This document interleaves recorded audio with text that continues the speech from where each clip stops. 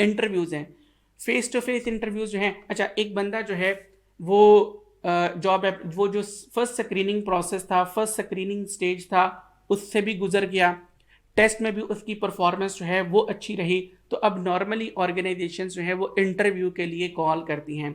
अब जो है डिफरेंट तरह के इंटरव्यूज़ जो हैं वो ऑर्गेनाइजेशंस कंडक्ट करती हैं, लेकिन हमारी किताब में जो है वो 3 मेन टाइप्स ऑफ इंटरव्यूज़ जो हैं वो मेंशन की गई हैं। Number 1 face to face interviews है, नंबर 2 स्ट्रेस इंटरव्यूज़ हैं, और नंबर 3 जो है वो प्रॉब्लम सॉल्विंग इंटरव्यूज़ है। बिल्कुल प्रॉब्लम सॉल्विंग इंटरव्यू है। फेस टू फेस इंटरव्यू जो है वो 1 टू 1 इंटरव्यू भी हो सकता है, वो पैनल इंटरव्यू भी हो सकता है, और वो सीक्वेंशियल इंटरव्यू भी हो सकते हैं। 1 टू 1 इंटरव्यू में हम लोग जानते हैं ऑर्गेनाइजेशन का एक बंदा जो है वो जो पोटेंशियल कैंडिडेट है उसको इंटरव्यू करता है। अब 1 टू 1 इंटरव्यू जो है वो कब सूटेबल है? जब कॉन्टेक्स्ट ऐसा है कि इसमें पोटेंशियल कैंडिडेट ने और जो इंटरव्यूअर है उन्होंने इन फ्यूचर मिलकर के काम जो है वो करना है, तो उस केस में हमें 1 टू 1 इंटरव्यू जो है वो करना चाहिए। ये ऑर्गेनाइजेशंस 1 टू 1 इंटरव्यू करती हैं ताकि जो इंटरव्यूअर है वो अच्छे तरीके से पर्सनल कॉन्टेक्स्ट में अपने जो पोटेंशियल कैंडिडेट है उसको इवेलुएट कर सके, उसकी जो एट्रीब्यूट्स हैं उनको जो है वो असेस कर सके। तो ऐसे सिनेरियो में 1 टू 1 इंटरव्यू जो है वो सूटेबल है। पैनल इंटरव्यूज में दो से अच्छा ग्रुप ऑफ इंडिविजुअल्स होते हैं जो कि पोटेंशियल कैंडिडेट को इंटरव्यू करते हैं, पोटेंशियल कैंडिडेट का इंटरव्यू कंडक्ट करते हैं।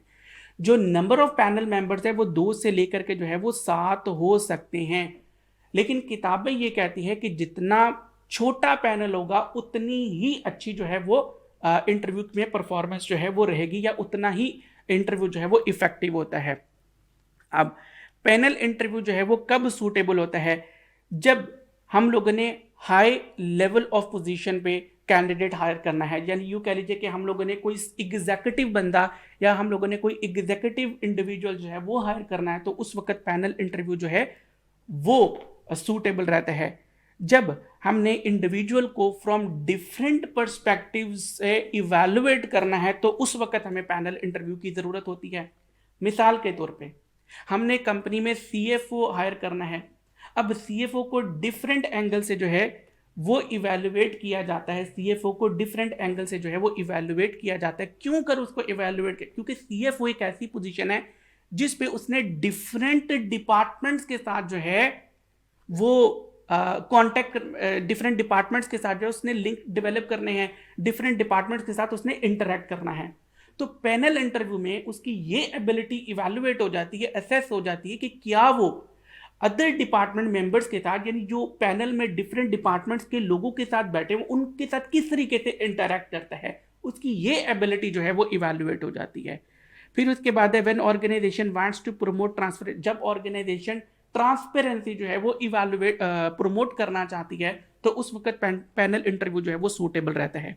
Sequential interview, series of face to face interviews जो हैं कंडक्ट किए जाते हैं, series of face to face interview conduct किए जाते हैं। इस तरह के इंटरव्यूज को सीक्वेंशियल इंटरव्यू कहते हैं। सीक्वेंशियल इंटरव्यू जो है वो कब सूटेबल होते हैं? जब हम लोग एक इंडिविजुअल को डिफरेंट लेवल्स पे इवैल्यूएट करना चाहते हैं। लाइक आप लोग जो हैं वो फर्म में जाते हैं तो आपको जो है वो पहले मैनेजर लेवल पे इवैल्यूएट किया जाता है, फिर आपको जो है वो डायरेक्टर लेवल पे इवैल्यूएट किया जाता है, फिर आपको जो है वो पार्टनर लेवल पे इवैल्यूएट किया जाता है। मल्टीनेशनल कंपनी में जब आप जाते हैं तो आपको पहले डिपार्टमेंट का मैनेजर इवैल्यूएट करता है, फिर आपका हेड ऑफ डिपार्टमेंट जो है वो आपको असेस करता है, और फिर कंपनी के एग्जीक्यूटिव जो हैं उनमें से कोई एक डायरेक्टर जो है वो आपको इवैल्यूएट करते हैं। तो डिफरेंट लेवल्स पे जब इवैल्यूएट करना मकसूद हो तो उस वक्त हम लोग सीक्वेंशियल इंटरव्यूज जो हैं वो करते हैं। जब ऑर्गेनाइजेशन ये चाहती है कि किसी तरह की सिलेक्शन के दौरान किसी तरह की बायसनेस ना हो, बाद वक़्त क्या होता है कि जो इंटरव्यूअर होता है वो बायस्ड हो जाता है।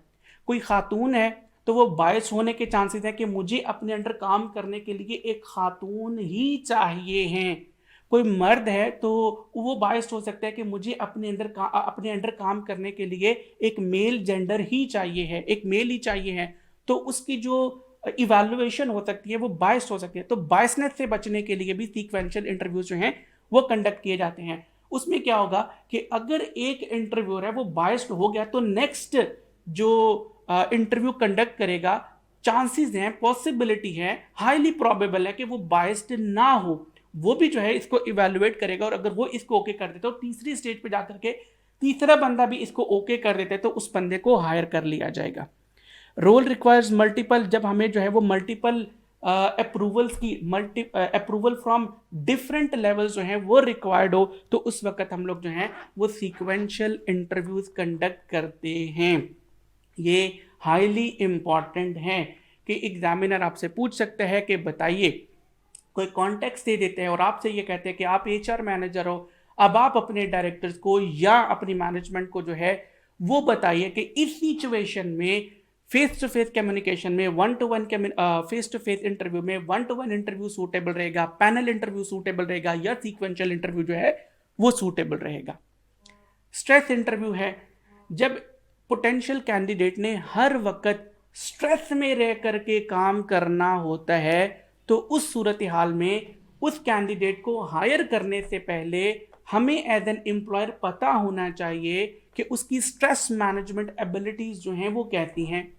मालूम करने के लिए उस एम्प्लॉय को ऐसी सिचुएशन दी जाती है, एक स्ट्रेस से जो है वो गुजारा जाता है, और उसको कहा जाता है कि इस कन्फ्रेंशियल एनवायरनमेंट को जो है आप किस तरीके से, कंट्रोवर्शियल आप एनवायरनमेंट को आप किस तरीके से जो है वो हैंडल करोगे। तो यहाँ से हमें उस कैंडिडेट की जो है वो ability to manage the stress जो है वो पता लग जाती है।